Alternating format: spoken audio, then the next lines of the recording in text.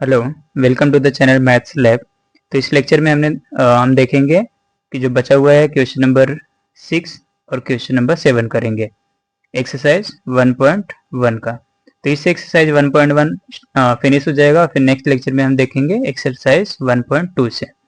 सबसे पहले lecture start करने से पहले अगर आपने चैनल को सब्सक्राइब नहीं किया है तो आप चैनल को सब्सक्राइब कर दीजिए। स्टार्ट करते हैं क्वेश्चन नंबर 6 से। क्वेश्चन नंबर 6 है, इसको सॉल्व करना है, डेरिवेटिव करना है, फाइंड आउट करना है। सबसे पहले दिया है h of x equal to under root 4 f x minus plus 3 g x. तो ये स्क्वायर रूट में दिया है और इसके अलावा हमें कुछ वैल्यूज दिए हैं, जैसे कि f1 पे दिया है 4, g1 पे दिया है 3 और फिर इसके बाद f-1 दिया है 3 और g-1 दिया है 4। फाइंड आउट करना है h डैश ऑफ 1, तो इसका वैल्यू फाइंड आउट करना है। h डैश फाइंड आउट करना मतलब हम क्या करेंगे, इसका डेरिवेटिव ही करेंगे। तो डिफरेंशिएट करते हैं with respect to x, with respect to x इसको डेरिवेटिव करेंगे। ये हो जाएगा h dash of x equal to, ये है सिंपली स्क्वायर रूट का डेरिवेटिव है। तो डेरिवेटिव ऑफ स्क्वायर रूट क्या होता है, स्क्वायर रूट x।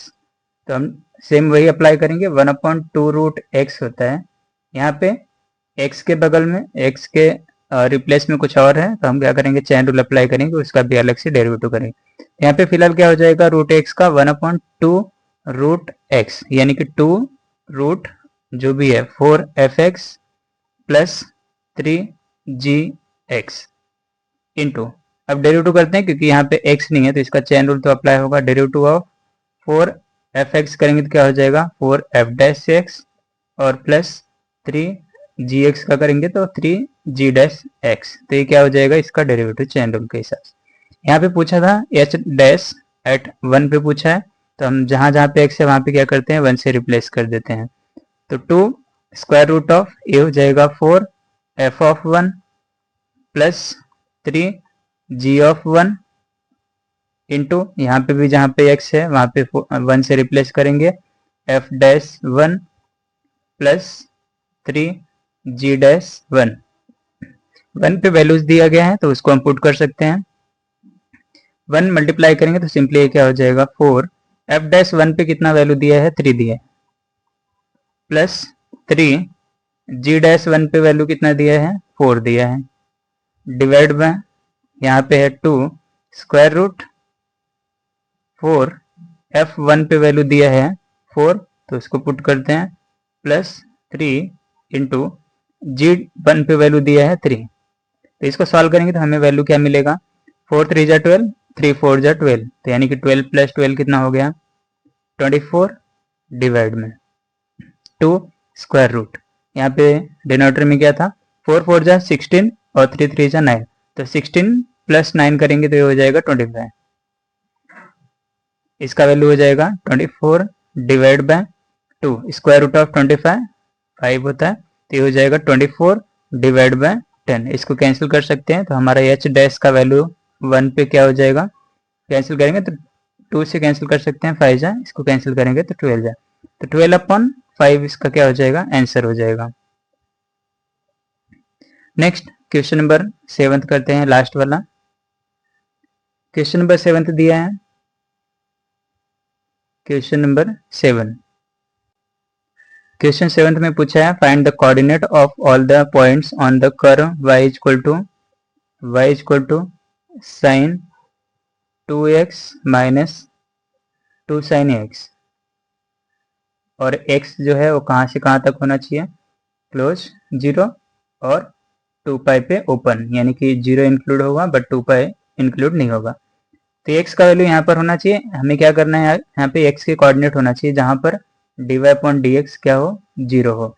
सबसे पहले क्या करते हैं, इसका डेरिवेटिव करते हैं, डिफरेंशिएट करेंगे इसको, differentiating with respect to x, तो हमें मिलेगा dy/dx equal to sine 2x का डेरिवेटिव हो जाएगा cos 2x into chain rule के हिसाब से 2x का डेरिवेटिव करेंगे तो 2 हो जाएगा, माइनस 2 एक नंबर है उसको बाहर लिखते हैं, साइन x का डेरिवेटिव क्या हो जाएगा, cos x। तो हमें वैल्यू क्या मिले यहाँ से 2 cos 2x minus 2 cos x, और यहाँ पर dy अपॉन dx है। तो dy अपॉन dx दिया क्या है, यहाँ पे दिया है 0, तो इसको ले लेते हैं इक्वल टू 0। फ्रॉम चाहिए तो इसको नाम दे देते हैं 1, तो यहाँ पे क्या लिख सकते हैं, फ्रॉम 1। अभी नेक्स्ट इसको सॉल्व करना है और x की क्या करना है, वैल्यूज फाइंड आउट करना है। हमें एक ट्रिग्नोमेट्री का फॉर्मूला पता होता है। ट्रिग्नोमेट्री का फॉर्मूला क्या है कि cos 2x क्या होता है, तो cos 2x होता है 2 cos square x minus 1। Substitute करते हैं, इसमें सब्सटीट्यूट करेंगे तो हमें वैल्यू मिलेगा 2, और cos 2x की जगह पे क्या लिखेंगे, 2 cos square x minus 1 minus 2 cos x equal to 0। इसको सॉल्व करते हैं, मल्टीप्लाई करेंगे तो ये हो जाएगा 4 cos स्क्वायर x, और 2 यहाँ पे मल्टीप्लाई करेंगे माइनस 1 से तो माइनस 2, और ये माइनस 2 cos x हो जाएगा इक्वल टू 0। इसको थोड़ा सा क्वाड्रेटिक इक्वेशन बनाने की कोशिश करते हैं। ये हो जाएगा माइनस 2 cos x, और ये है माइनस 2 इक्वल टू 0। इसको सॉल्व करने के लिए हम क्वाड्रेटिक इक्वेशन बन गया, क्या कर सकते हैं, माइनस 2 cos x को थोड़ा सा स्प्लिट करके लिखे तो 4 cos स्क्वायर x, तो माइनस 2x cos x को मैं लिखता हूँ माइनस 4 cos x और plus 2 cos x minus 2 equal to 0। यहाँ पे था माइनस 2 cos x, तो मैंने माइनस 4 और प्लस 2 के फॉर्म में लिखा, क्योंकि ताकि मैं यहाँ से क्या कर सकता हूँ, इसको सॉल्व कर सकता हूँ। यहाँ से 4 cos x कॉमन है तो इसको मैं कॉमन ले सकता हूँ। यहाँ पे कॉमन लेने पर क्या बचेगा, एक बार cos x बचेगा, और 4 cos x बाहर लिया तो यहाँ पे क्या बचेगा, सिर्फ माइनस 1 बचेगा। यहाँ से 2 हम कॉमन ले सकते हैं, 2 कॉमन लिया तो cos x माइनस 1 आएगा इक्वल टू 0। अभी cos x minus 1 cos x minus 1 दो बार है, तो cos इसको हम लोग क्या करते हैं, एक ब्रैकेट में लिखेंगे, और जो बचा हुआ है यानी कि 4 cos x प्लस 2 एक ब्रैकेट में लिखेंगे, इसको एक ब्रैकेट में, और cos x माइनस 1 इसको दूसरे ब्रैकेट में। तो यानी कि यहाँ से मुझे क्या मिला कि 4 cos x plus 2 equal to 0, और cos x minus 1 equal to 0।